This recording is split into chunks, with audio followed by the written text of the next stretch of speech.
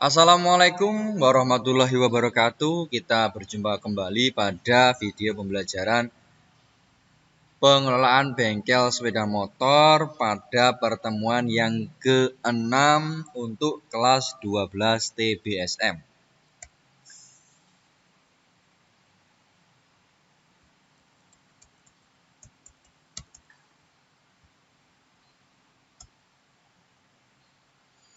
Ya, pada pertemuan kali ini kita akan membahas mengenai bagaimana memahami penanganan keadaan darurat. Ya, bagaimana kita menanganinya adalah pertama kita harus menggali dulu macam-macamnya, kemudian kita mencontohkan dan menjelaskan. Untuk kita melakukan ini bisa dilakukan ketika kita melakukan pembelajaran tatap muka atau luring. Berlanjut ke materi 1, bagaimana kita menggali macam-macam penanganan keadaan darurat. Oke ya, kurang lebih seperti ini. Jika pada suatu lingkup kerja itu terjadi keadaan darurat, maka setiap individu yang ada di lingkungan tersebut harus segera melapor. Kemudian, tim K3 penanggulangan keadaan darurat juga bertanggung jawab terhadap keadaan darurat di tempat yang terjadi kecelakaan. Jika koordinator tim penanganan darurat tidak mampu untuk menangani, maka harus kita meminta bantuan kepada pihak yang terkait. Setelah keadaan terkendali, biasanya koordinator tim akan bertanggung jawab untuk melakukan investigasi kecelakaan yang terjadi. Selanjutnya adalah melakukan aktivitas untuk pemulihan pasca kecelakaan.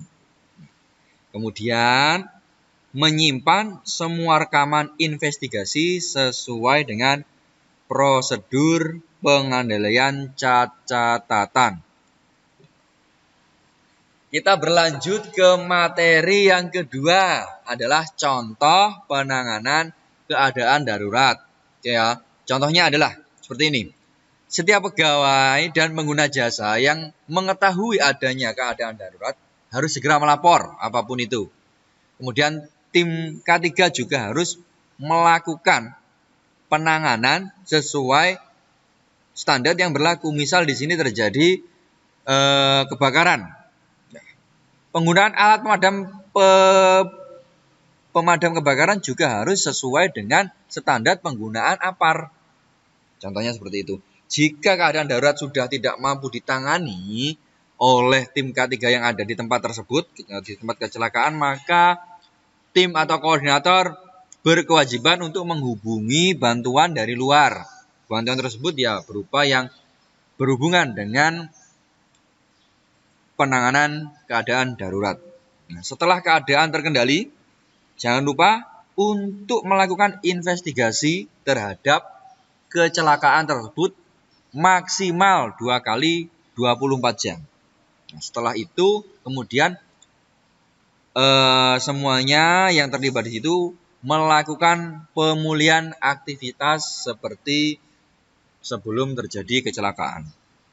Nah, kemudian simpan pihak yang terkait mempunyai kewajiban untuk menyimpan semua rekaman hasil investigasi dari kecelakaan tersebut.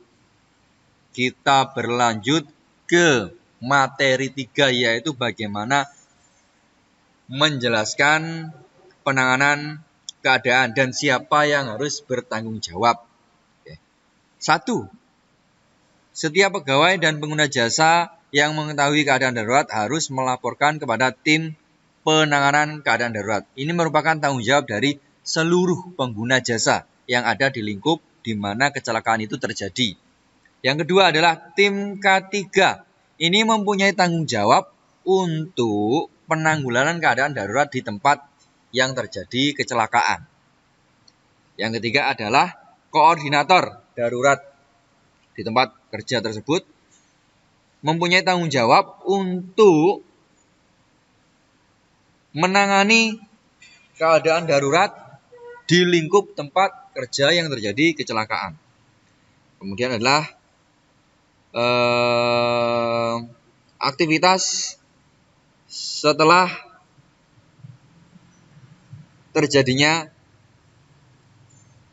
kecelakaan.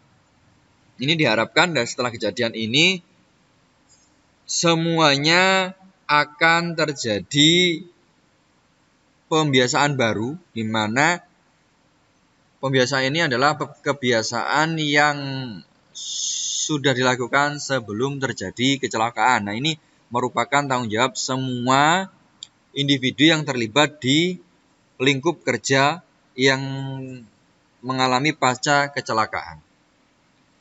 Dan terakhir adalah petugas yang bertugas menyimpan berkas-berkas atau rekaman investigasi hasil terjadinya kecelakaan itu adalah merupakan tanggung jawab dari tim K3 penanggulangan keadaan darurat di lingkup tempat kerja tersebut.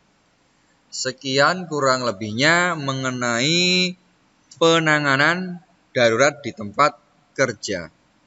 Ya. Terima kasih. Wassalamualaikum warahmatullahi wabarakatuh.